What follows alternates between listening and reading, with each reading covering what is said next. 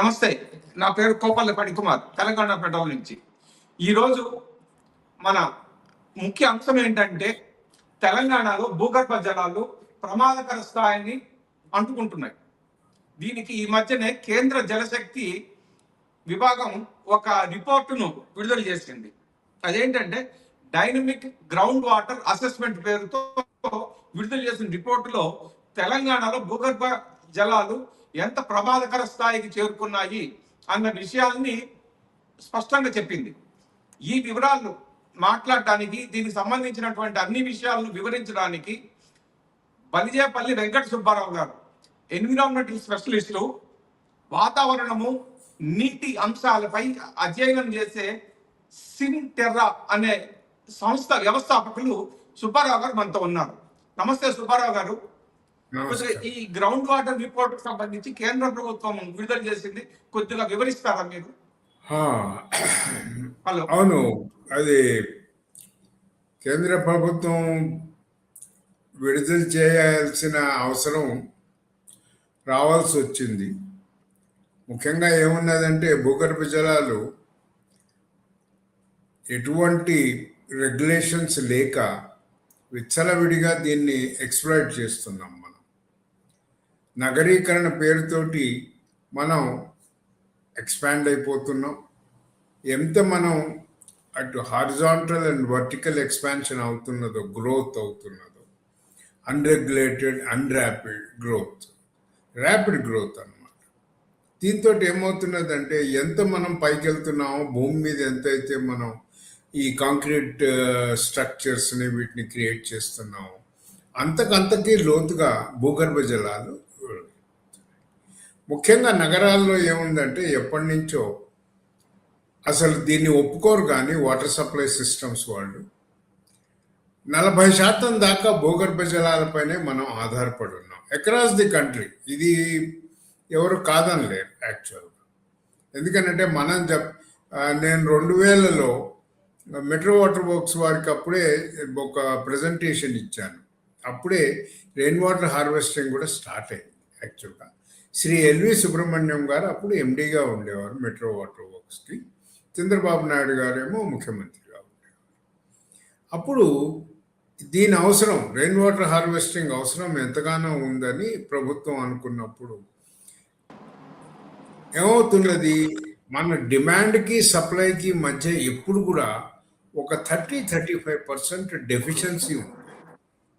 మనం ఎంత సప్లై చేయడం మొదలు పెట్టుకుంటున్నాం. అది ఏమైంది, దాంతో మనం మన సోర్స్ వాటర్ నుంచి ఒకదాని నుంచి ఒకదానికి మనం షిఫ్ట్ కావడం జరిగింది. అలా జరగడంలో ఏమైంది, ఎప్పుడు కూడా కొత్త మన సోర్స్ గురించే వెళ్ళామే కానీ, మొట్టమొదటి హుస్సేన్ సాగరు, దాని తర్వాత 2 జంట జలాశయాలు వచ్చాయి.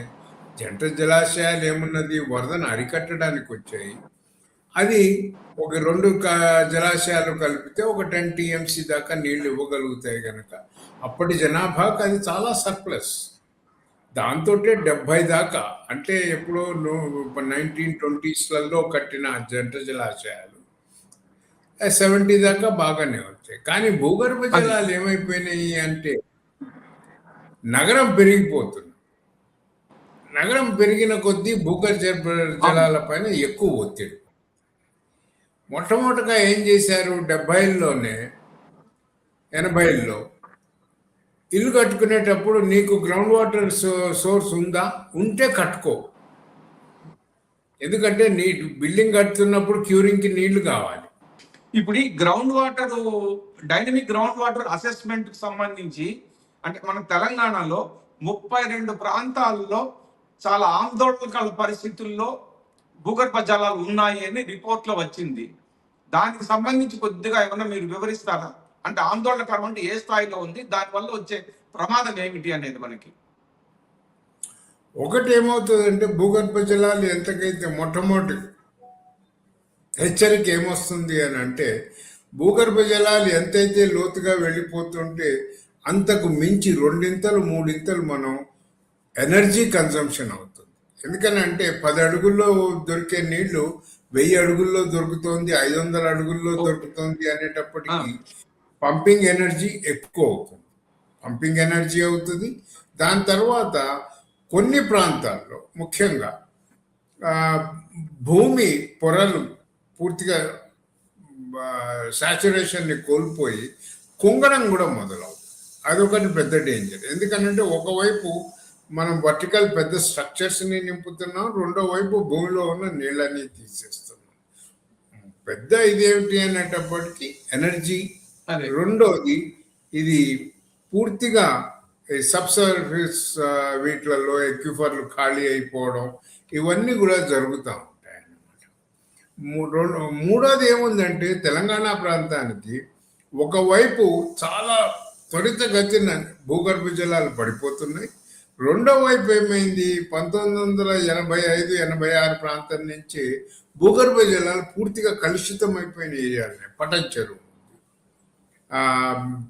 పటన్ చెరువు అటువైపు మీరు ముత్తంగి ఏరియా, దాని తర్వాత Nakkavagu, Kazipally area, industrial Jones అన్నమాట. పాషమైలారం, పటాన్ చెరువు తర్వాత జీడిమెట్లో ఉన్నది.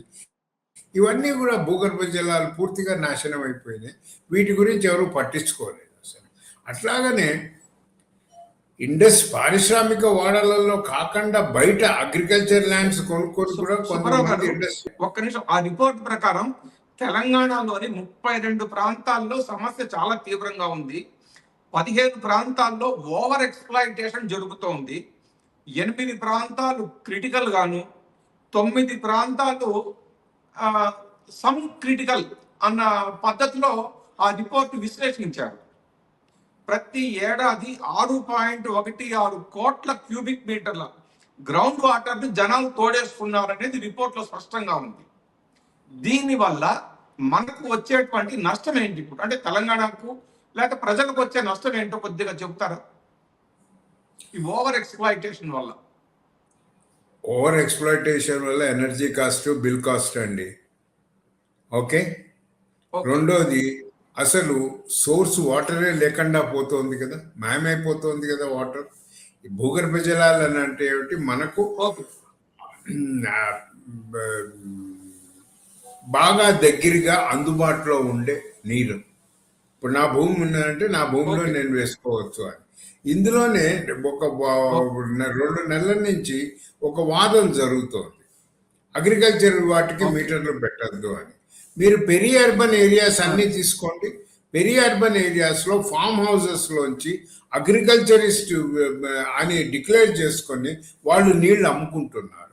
ఇప్పుడు సిటీలో 15,000 ట్రక్స్ ఎవ్రీ డే, ట్యాంకర్స్ నీళ్లు డిమాండ్ వస్తున్నది అని అంటే ఎక్కడి నుంచి తెస్తున్నారు వీళ్ళు? ఎక్కడి నుంచి అయితే తెస్తున్నారు కదా. ఓవర్ ఎక్స్ప్లాయిటెడ్ ఏరియాస్ని అసలు ఎక్కడ కూడా నియంత్రించడం లేదు. ఏమన్నా అంటే రైతుల పేరు చెప్పుకొని వాళ్ళు మీరు మా దగ్గరికి రాదు, రైతుల్ని మీరు అంటే ఫామ్ హౌసెస్ కట్టుకొని కోట్లలో డబ్బు సంపాదిస్తూ నీళ్లు అమ్ముకుంటూ బతుకుతున్న వాళ్ళని ఎందుకు మనం ఈ రెగ్యులేషన్ అథారిటీ, మనకు వాటర్ అథారిటీ ఉంది, నీళ్ళు పూర్తిగా మనం కమర్షియలైజ్ చేస్తున్నాం, అందులోనూ భూగర్భ జలాలని. భూగర్భ జలాలతో ఇంకోటి ఏమిటి తెలుసా, భూగర్భ జలాలు ఎంత కిందికి వెళ్ళిపోతాయో మీకు కాలవల్లో, చెరువుల్లో, నదుల్లో బేస్ ఫ్లో ఉండదు. అవి కూడా నిలబడాలి అని అంటే భూగర్భ జలాలు ఒక సమన్వయ పరిస్థితుల్లో పెరగాలి. చెప్పండి.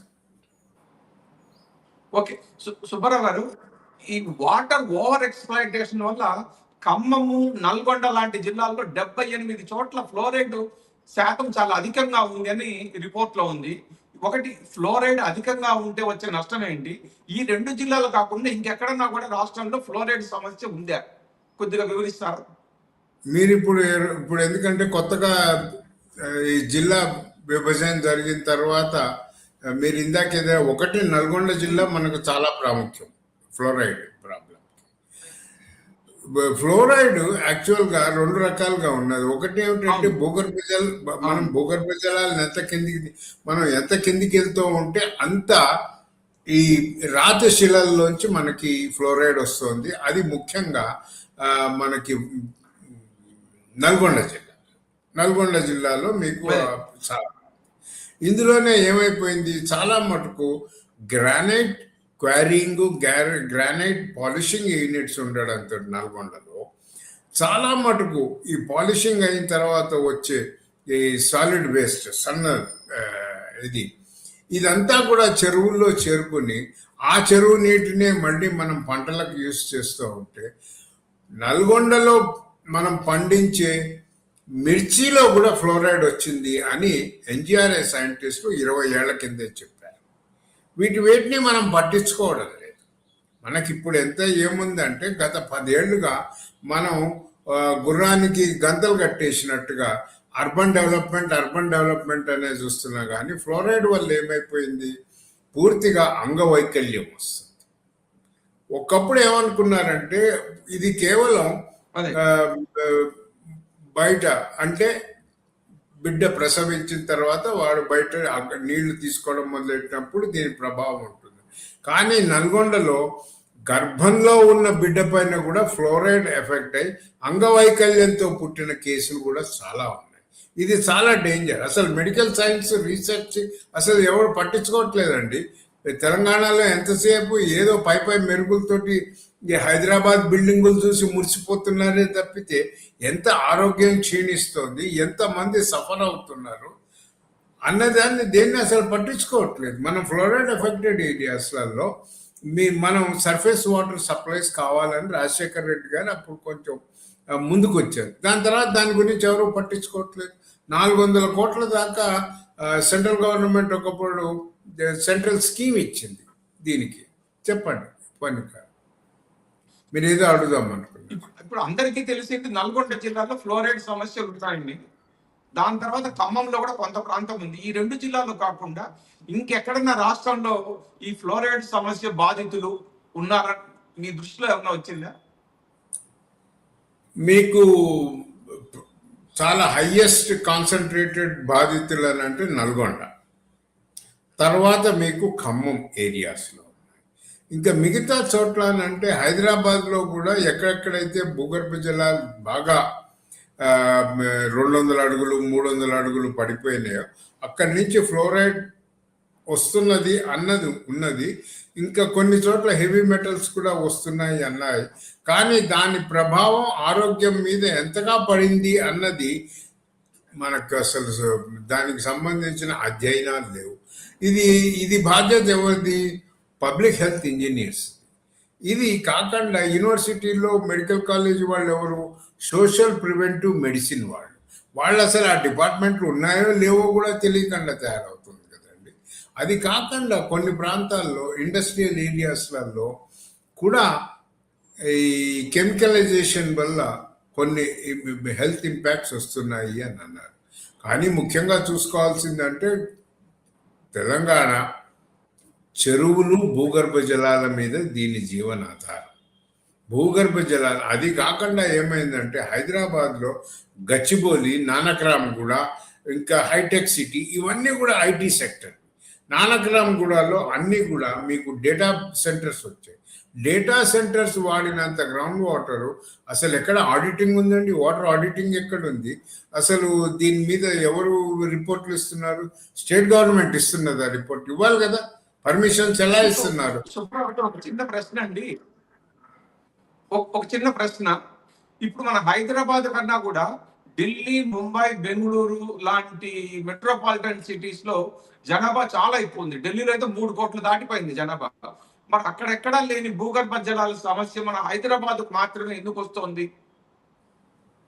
మన హైదరాబాద్కి ఎందుకు వస్తున్నది అని అంటే మనది ఆల్మోస్ట్ ఏమైనది అనేటప్పటికీ ఇండస్ట్రియల్ యూసేజ్ గ్రౌండ్ వాటర్ ఎక్కువైంది హైదరాబాద్లో ఉన్నంత ఫార్మాసిటికల్ ఇండస్ట్రీస్ నగరాల కన్నా ఇక్కడ ఎక్కువ ఉందా మనకి? ఎక్కువ ఉంది.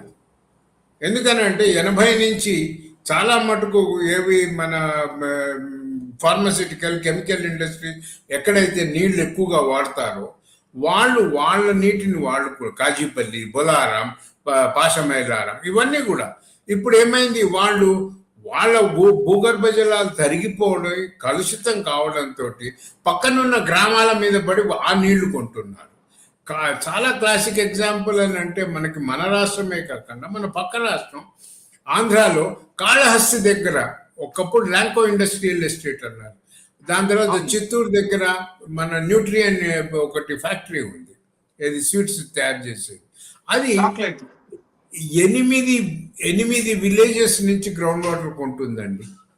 ఏమైపోయిందంటే ఒక పరిస్థితిలో నీళ్లు అమ్ముకోవడం లాభదాయకంగా ఉంది వ్యవసాయం చేసే కన్నా అని రైతులు ఒక భ్రమలో పడ్డారు. వీళ్ళ నీళ్లు అయిపోయిన తర్వాత వీళ్ళకి ఆదాయం కూడా ఉండదు, వ్యవసాయము ఉండదు, నీళ్లు ఉండవు, ఎందుకు భ్రష్టుగా పనికి రాకుండా పోతారు. భూగర్భ జలాల మీద పూర్తిగా నియంత్రణ తీసుకురావాలి. ఒక చట్టం వాల్టా వచ్చింది కానీ తహసీల్దార్ దగ్గర నుంచి దాన్ని అమలు పరచవచ్చు అంటారు కానీ ఎవడు పరుస్తాడండి?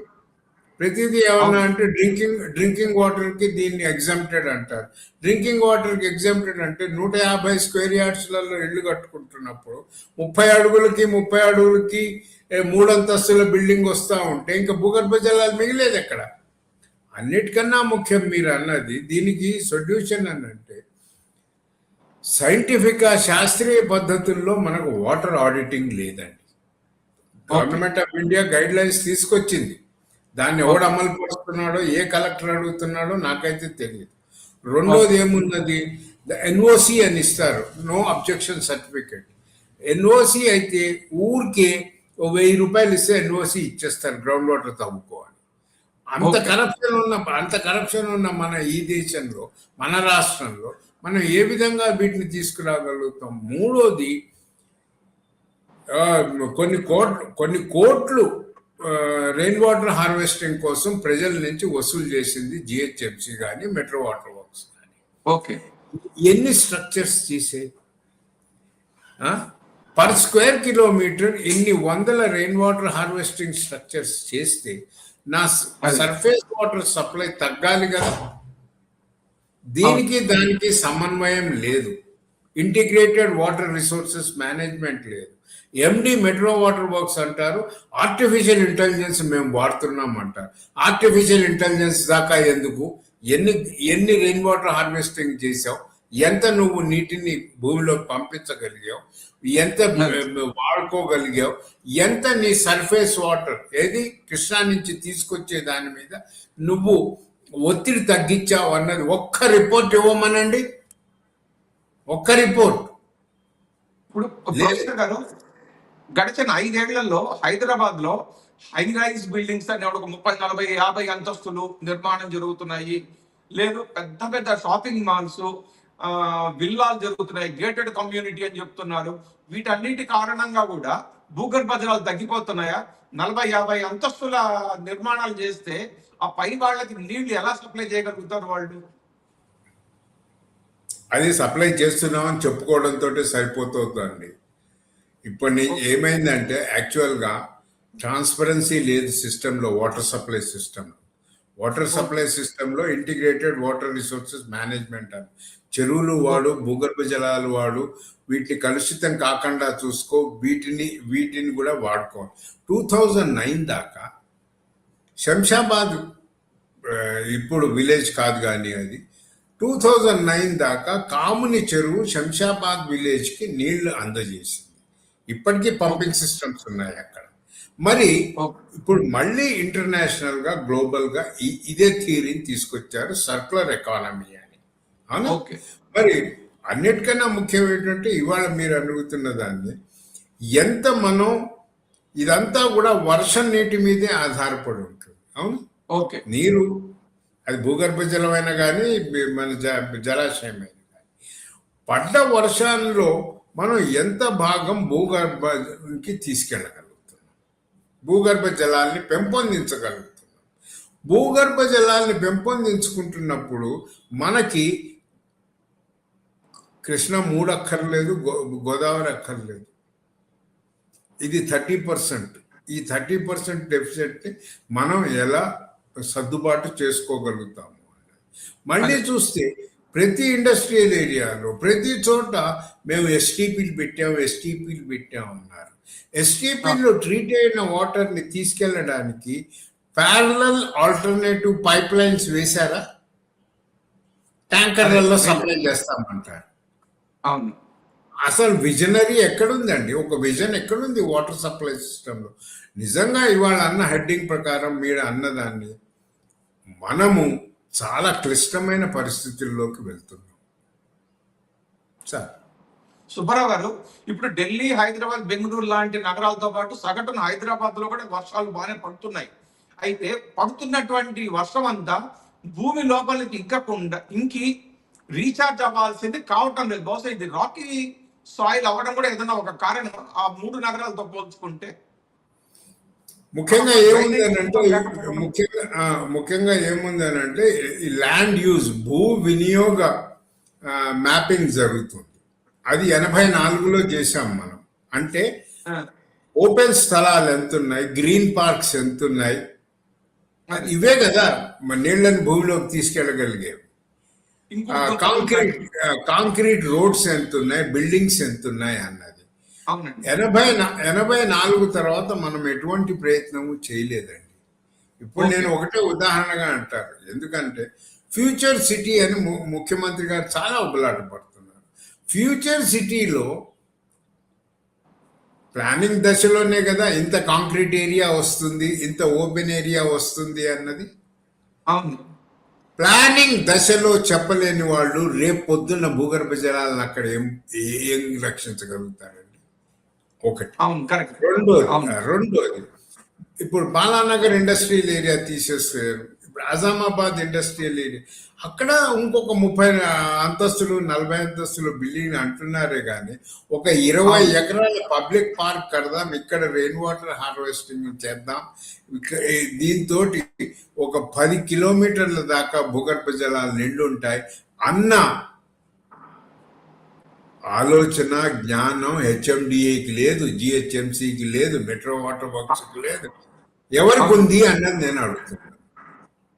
అది చాలా ఈ భూగర్భ జల సమస్య తగ్గాలన్నా, నీటి లభ్యత పెరగాలన్నా మీరు సూచించే పరిష్కారాలు ఏమిటి? దీనికి పరిష్కారాలు ఏమున్నాయి అనేటప్పటికీ మొట్టమొదటిగా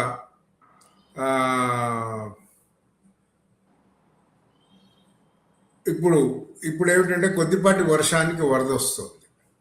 అవును. ఆ వరద ముంపుని మనం ఏ విధంగా భూగర్భంలోకి పంపించుకోగలుగుతాము అన్నది చాలా ముఖ్యం. ఏదో మొన్న రాజ్భవన్ దగ్గర 2 గుంతలు దబ్బేసి మేము చాలా చేశామని అన్నారు. నా సజెషన్ ఏమిటంటే చెప్పండి. మొట్టమొదటిగా ఇన్స్టిట్యూషనల్ ఏరియాస్ని ఫోకస్ చేయండి. ఏరియా చాలా ఉంటాయి. ఇప్పుడు యూనివర్సిటీ ల్యాండ్స్ ఉంటాయండి, యూనివర్సిటీలో ఎంత ఓపెన్ స్పేస్ ఉంటుంది. అవునండి. వాటిల్లో మనం భూగర్భ జలాన్ని ఏ విధంగా లోపలికి తీసుకెళ్ళగలుగుతాం. తర్వాత ఇన్స్టిట్యూషనల్ ఓపెన్ ఏరియా. రెండోది పబ్లిక్ ఏరియాస్. ఇందిరా పార్క్ ఉంది, పబ్లిక్ గార్డెన్స్ ఉంది, ఇది ఓపెన్ ప్లేసే కదా. ఇక్కడ మనం ఎన్ని చేయగలుగుతాం? మన అసెంబ్లీ జూబ్లీ హాల్ కి రెయిన్ వాటర్ హార్వెస్టింగ్ స్ట్రక్చర్ ఉందా? అడగండి మీరు. నేను అడిగితే కోపం మొదలు వస్తున్నాయి అందరికి. అక్కడ పెట్టచ్చు కదా ఒకటి. మన సెక్రటేరియట్ బిల్డింగ్ మీద పడ్డ వర్షాన్నే మనం భూగర్భ జలాల్లోకి తీసుకెళ్ళడానికి రెయిన్ వాటర్ హార్వెస్టింగ్ డక్ట్స్ ఉన్నాయా? అది డిజైన్ చేయమే మనం పూర్తిగా అవగాహన లోపంతో పనిచేస్తున్నాము. మనం we are pushing our selves in deep problems. Okay Subbarao గారు, ఈ నీటి సమస్య దాన్ని అధిగమించడానికి తీసుకోవాల్సినటువంటి జాగ్రత్తలు కూడా మీరు సూచించారు. మీరు సూచించినటువంటి ఈ మార్గాలన్నింటినీ ప్రభుత్వం ఆచరణలోకి తీసుకొచ్చి అమలు చేస్తుందని ఆశిద్దాము. నీటి కొరత అనేది ఉండదని మనం కోరుకుందాం. Thank you. మళ్ళీ మనం ఇంకోసారి చర్చలో కలుద్దాం. Thank you.